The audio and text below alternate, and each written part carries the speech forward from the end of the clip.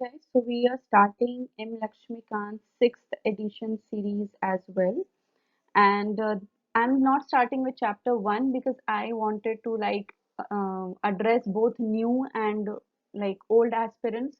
New aspirants, you don't need to worry. Wherever I start, you will get all the information you need to understand that topic. So don't worry about it. So we are starting with a new chapter which has been added in sixth edition, and that is chapter 46, Goods and Services Tax Council. So there are total six chapters which are new added in sixth edition. So we'll be covering the first chapter. Okay, chapter 46, Goods and Services Tax Council. So as we all know, in 2016, a new tax regime entered our country, and that is GST, which is known as Goods and Services Tax. And this was inducted into the Constitution by 101st Amendment Act of 2016. 101st.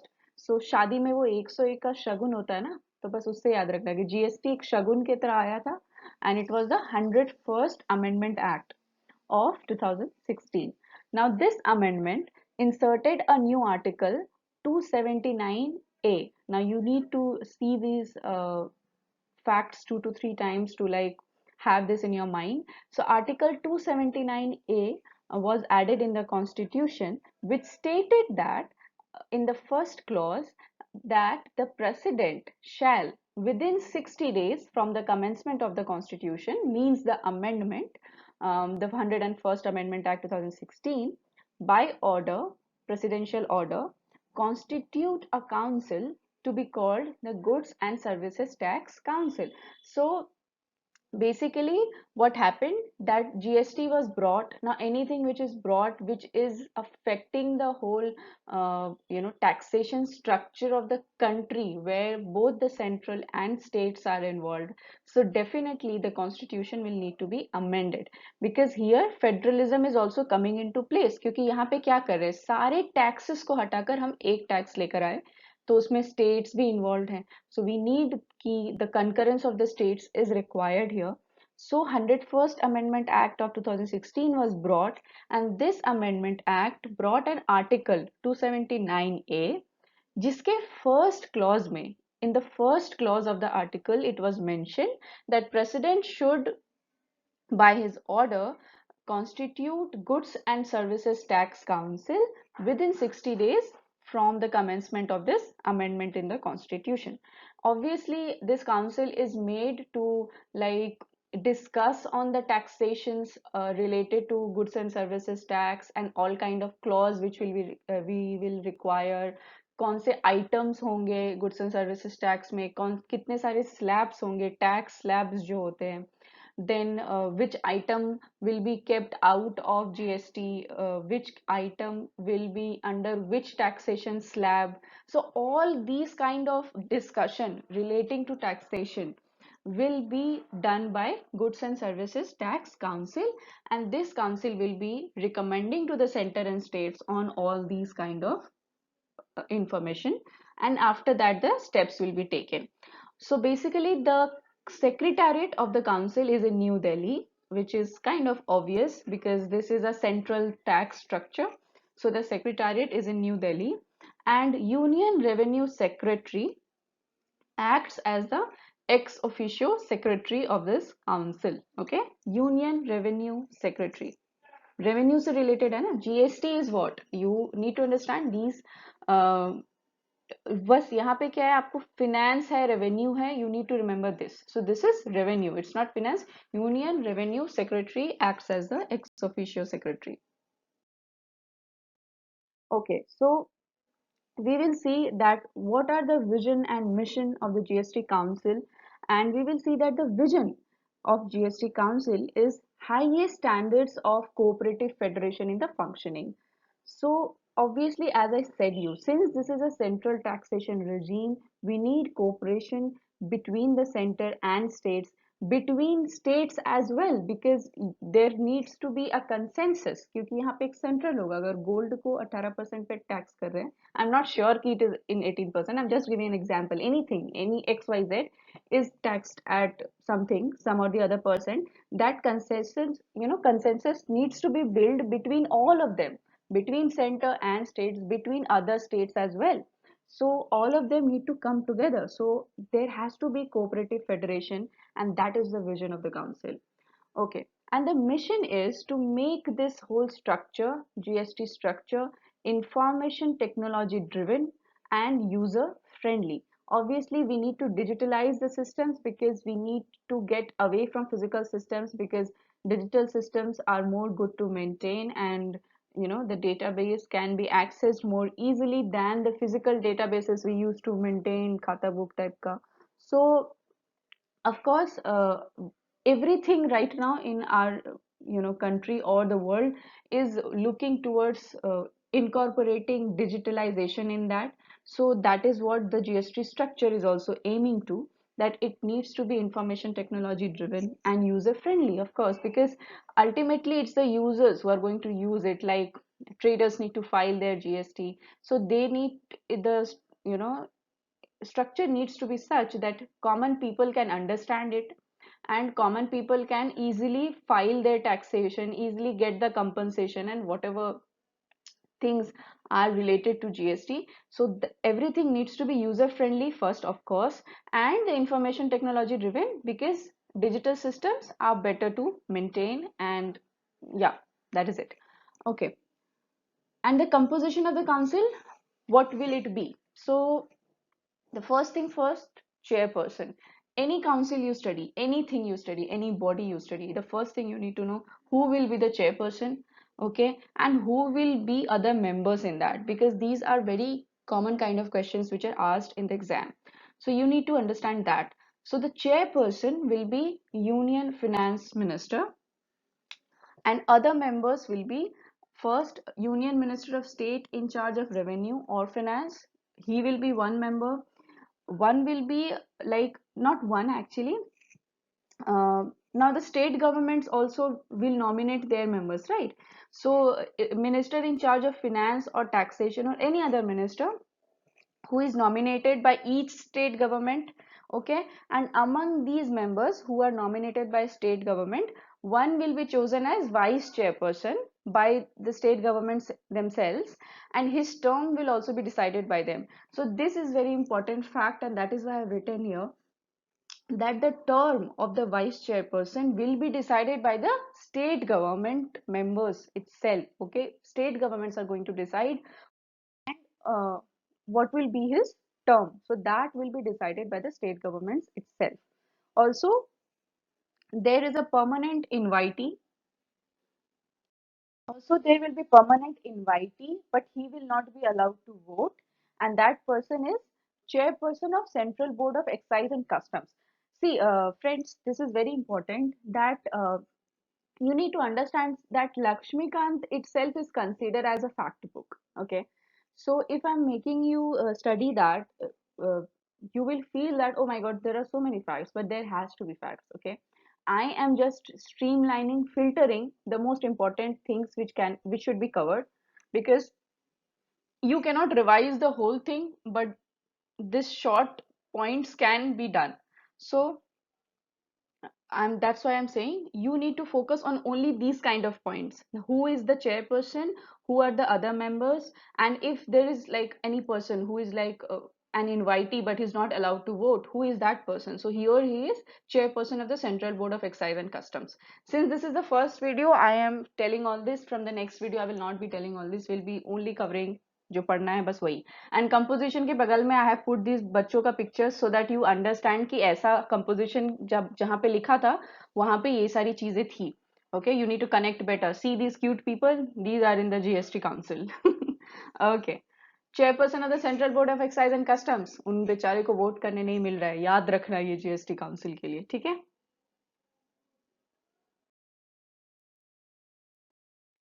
Okay, and working of the council अगर वे देखें तो quorum क्या होता है. First of all we need to understand the quorum. Any meeting, any council, anything, any meeting actually, which is done, there is a quorum to it. Quorum matlab minimum number of members which need to be present in that meeting, only then the meeting will start. Okay, so here the quorum is one half of the total number of members. आधे लोग होने ही चाहिए, नहीं तो meeting नहीं होगी. Okay, second thing, decision कैसे लिया जाता है यहाँ पे. सो डिसीजन यहाँ पे ऐसे होता है कि जो मेजोरिटी होनी चाहिए. Normally what we study are simple majority, special majority. जब हम लोकसभा राज्यसभा पढ़ते हैं कि वहां पे पार्लियामेंट में जब डिसीजन होते हैं तो ये सिंपल मेजोरिटी से होगा, वो स्पेशल मेजोरिटी से होगा. But here we see that the majority needs to be 3/4 of the weighted votes. Okay, minimum 3/4 of the weighted votes. यहाँ पे votes जो है वो weighted होते हैं, मतलब हर एक vote का एक weight होता है. It's not that it is counted as it is. Okay, like as the number. No, like कैसे weight कैसे होता है इसका.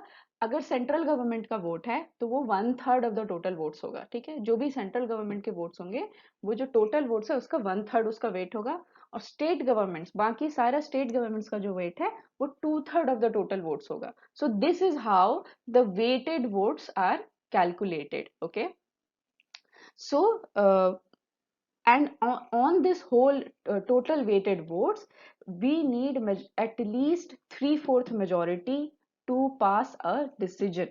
But very big but here, that we are talking of only the members present and voting at the meeting, because here the votes are weighted. If a person is not present and is not voting, the weight of that vote is not calculated here. Okay, so that is very important. It is not of the total members, it is of the members present and voting. Now how many members do we need to actually start a meeting? That is half of the total number of members. So minimum half लोग होंगे meeting में, और उन half में से जो central government का vote होगा वो 1/3 होगा, वेट के हिसाब से स्टेट गवर्नमेंट्स का 2/3 होगा, और इन सारे को मिलाकर मिनिमम 3/4 वेटेड वोट्स हमें चाहिए to pass a decision. Okay. Also, any act or proceedings which is done in the council will not be considered invalid on any vacancy or defect in the constitution. Like if the members are like all the members are not filled, then ऐसा नहीं है कि जो act या proceedings होंगे वो invalid हो जाएंगे. It will be valid. If there is any defect in the constitution कि जैसा प्लान किया गया है, जैसा रूल्स है, अगर उसके हिसाब से मेंबर्स नहीं हुए, then also the act or proceedings will not be invalid. Any defect in the appointment of a person as a member, if there is some kind of defect in the appointment, then also ऐसा नहीं है कि if that person was present at a meeting where some decision passed, then that act or proceeding will not be invalid. Okay. Also, any procedural irregularity, if it happens, then also the act or proceedings will not be invalid. Any procedural irregularity मतलब अगर मान लो कुछ counting में गलती हो गई, या कुछ भी any kind of procedural irregularity, like not counting में गलती, यार फालतू एग्जांपल था ये, anything like somewhere the procedure which is mentioned that the votes need to be like this, or the voting needs to be done like this. So if there is some issue in that, then also the act or proceedings whichever happens will not be invalid. आप अगर कभी भी polity पढ़े हैं तो आपको ये चीज पता है कि हम हमेशा ये चीज मेंशन क्यों करते हैं कॉन्स्टिट्यूशन में. इसका सबसे बड़ा रीजन ये होता है कि कल को कोई उठकर ये ना बोले कि वो जो डिसीजन तभी लिया गया था उसका कोई वैलिडिटी नहीं है, क्योंकि उस time so and so reason गलत था. ओके, सो ऐसा ये क्या होता है, इससे एक इनकंसिस्टेंसी आ जाएगी सिस्टम में, क्योंकि फिर हर कोई बाद में कभी ना कभी खड़ा होकर किसी ना किसी डिसीजन को पॉइंट आउट करता रहेगा. इसीलिए ये चीज स्पेसिफिकली मेंशन होती है कि अगर ऐसा कुछ हुआ भी, अगर कोई गलती थी उस टाइम में जब ये डिसीजन लिया गया, चाहे अपॉइंटमेंट में या प्रोसीड्योर में या वैकेंसी या किसी भी चीज में, तब भी जो एक्शन लिए गए हैं वो इनवैलिड नहीं होगा. ठीक है, so that is why it is done, so that there is no inconsistency in the system even later, and this whole blame game is not played and the system can work smoothly. Okay. Also, if we like understand the functions of GST Council, so as I've always already said you that they will be recommending to the center and states about everything related to taxation जो GST के अंदर होगा. I have not mentioned the obvious points because then तो मैं पूरा किताब ही यहाँ पे अगर copy paste कर दूँ, it's not going to help you, right? So I have only mentioned something which is not obvious. Okay, like act or proceeding is not invalid में भी बाकी चीजें लिखी है जो obvious points, अगर आपको वो सामने में लिख देंगे, आपको पता है कि ये चीज होगा तो ऐसे भी invalid है, तो ऐसे भी invalid नहीं होगा. So I have only mentioned that which you may miss or you may get confused. Like procedural irregularity अगर मैं आपको ऑप्शन में दे दूं तो may be it may not click you कि हो सकता है यार procedural irregularity हो तो invalid कर दें एक्शन को, लेकिन वैसा नहीं होता है. सेम वे यहाँ फंक्शंस में भी रिकमेंडेशंस वाले में आपका पूरा एक लिस्ट दिया हुआ है जिसमें सिर्फ टैक्सेशन रिलेटेड चीजें हैं. तो ऑब्वियस है अगर goods and services tax council है तो टैक्सेशन के बारे में ही बात करेगी. होता है ना, अभी घर में क्या दाल चावल बन रहा है उसके बारे में तो बात करेगी नहीं. So obviously that part I have not mentioned here. That is kind of obvious. Everything related to taxation, tax slabs, which items will be included, excluded, everything related to all this will be recommended by GST Council. Sorry, to the center and states. So other some very important points which we need to know is special provision with respect to the states of Arunachal Pradesh, Assam, Jammu Kashmir, Manipur, Meghalaya, Mizoram, Nagaland, Sikkim, Tripura, Himachal Pradesh and Uttarakhand, that will also be recommended by the GST Council. Now you need to understand here that all the northeast 7 states are included here, and that is I have not highlighted them because that I wanted to tell you in short कि northeast के सातों state के बारे में ये बात कर रहे हैं कि special provision with respect to the 7 states of northeast plus normally we say them Himalayan states, I think, like Jammu and Kashmir, Sikkim, Himachal Pradesh and Uttarakhand. तो ये चार आप अलग से याद रखना कि जीएसटी काउंसिल किस किस के बारे में स्पेशल प्रोविजन बताती है. नॉर्थ ईस्ट के सातों स्टेट के बारे में प्लस 4 स्टेट है, Jammu Kashmir, Sikkim, Himachal Pradesh and Uttarakhand. Now special point ये है कि जम्मू कश्मीर के बारे में we are specifically mentioning here because now Jammu Kashmir is not an state. By Jammu and Kashmir reorganization act 2019, Jammu and Kashmir was bifurcated into 2 union territories, and one union territory is Jammu and Kashmir and other union territory is Ladakh. So basically now center can make provisions directly with respect to Jammu and Kashmir's administration, and that is why it is included here. Okay. Also, compensation to the states for loss of revenue arising on account of introduction of GST for a period of 5 years.